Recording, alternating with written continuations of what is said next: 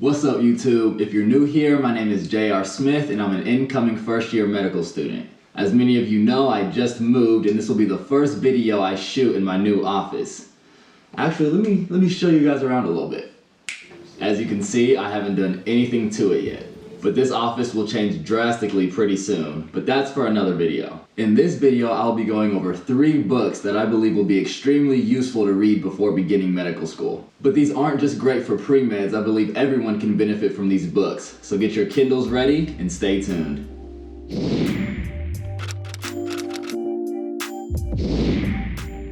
So during this quarantine, I've had some extra time on my hands to think about how I can best prepare myself for the start of medical school. And no, not once did I think about rereading my biochemistry textbook.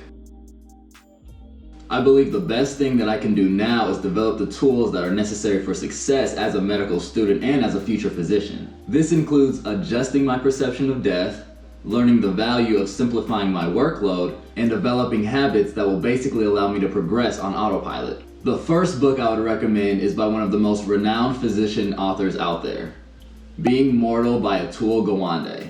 In Being Mortal, Atul Gawande discusses the treatment of the elderly and the dying and how this has changed and evolved over the last century. In the United States during the early 1900s, the elderly and the sick were basically institutionalized in what were called poorhouses, and this only accelerated the process of dying.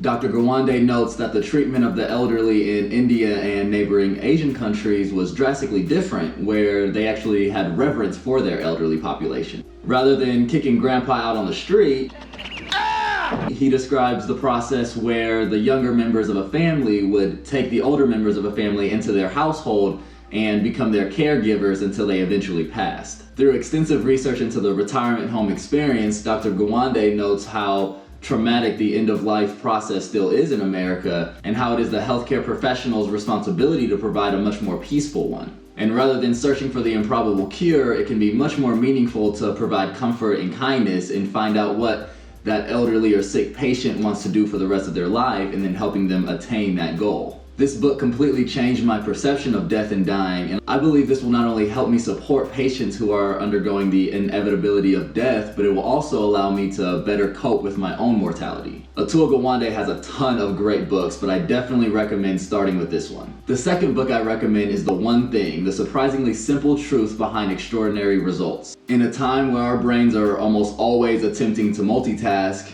it can be pretty easy to find ourselves distracted by all the technology we have in front of us. That means it is just that much more important that we learn how to stay present and direct our focus on one task at a time. And to accomplish this, you may need to practice things like daily meditation so that you can calm your mind and prevent it from consistently running in different directions.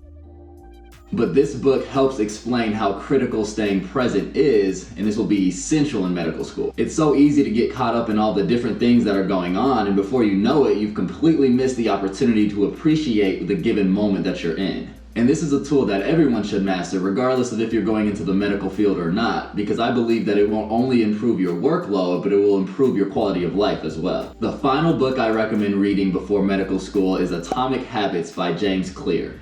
This book speaks to the power of the 1% rule. Namely, if you commit to becoming 1% better every day, eventually that growth will compound over time.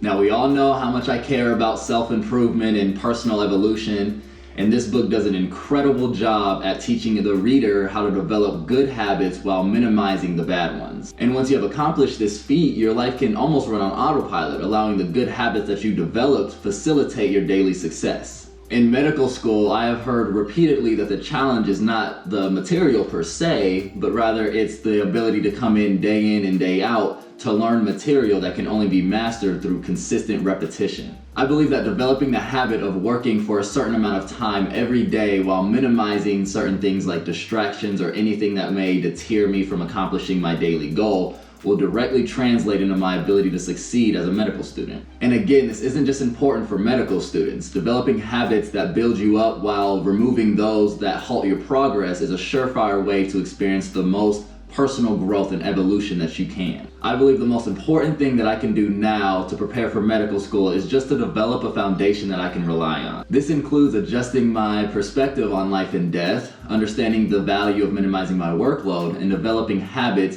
that will facilitate my personal growth. If you've already read these books, let me know your thoughts in the comments below, and if you have any other book recommendations, please let me know. If you like this video, make sure to give me a thumbs up, always greatly appreciated, and don't forget to subscribe and tap that bell. New videos every week and you're not gonna wanna miss them. But until the next one, keep evolving, and I'll see you guys next time. So during this quarantine, I've had some extra time to think about how I can best prepare I believe this book will not only help me support patients who are undergoing the inevitability.